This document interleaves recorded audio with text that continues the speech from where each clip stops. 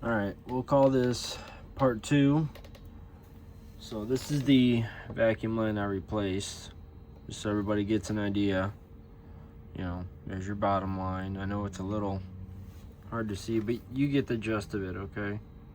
But that's how it goes. Those are the shapes you're gonna see when you take off that vacuum line. That one goes to your carb and goes to a few other spots.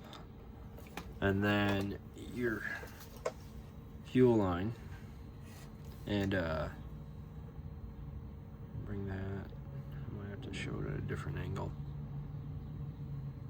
Yeah, I got the sun in the background, so it's a little harder to see. These out of there.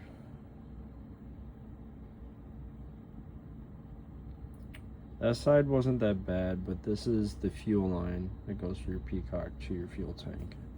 Then this side, I know it's hard to see, but very beat up. And there's actually part of it there that it's breathing out of. So if you check your lines, you get the idea, man. I know, I seen it. I took it off as soon as I saw it. It was horrible.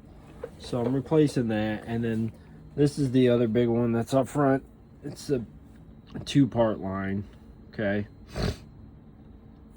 And then you can see this one clear as day. Like, just horrible. So 2008, it's 2026, you know, you get it. If they haven't been replaced, definitely replace them. I hate these stupid plastic fittings when they do the transition to different lines. I prefer air fittings, honestly. You know, a lot of people might bitch and gripe and all that, and then I change these out as well. So just put a hose clamp on it, because I like everything sealed. You know, this is a vacuum line. This is an air pressure line, so plastic wears out. We know that. These stupid things won't always keep the tightness. So you get like a brass fitting, you know, any fitting that you want to do, but I do brass or air fittings, and then I put on hose clamps. Definitely check your vacuum lines, guys. I'll give you a part 2 video, or I'm sorry, a part 3. This is part 2. The bike back together. I know I'm only focusing on the lines, but that was my main concern. The other thing I want to tell you guys about the carb is when you take this apart, you take the bowl apart, okay, and you get down and start taking the screws out of everything. If nobody's fucked with your bike, then you're gonna have a D-shape set screw inside there, and not everybody has the fucking tool, you know. And I didn't know this getting into this carb. So O'Reilly's and Blaine's Farm and Fleet here in Michigan have this in stock, and it has exactly what I need. The shapes you can see, the D shape is right there at the bottom left. Double D, single D. This is what you need to work on your carb. Most of them are flathead. You can get some sockets on, like, I clean the main jet and then the idle jet.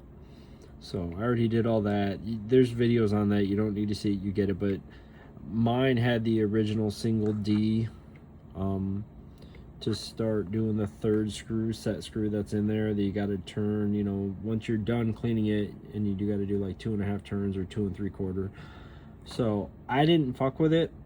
My carb was super clean, so I think my problem was mainly the vacuum lines as I've been progressing.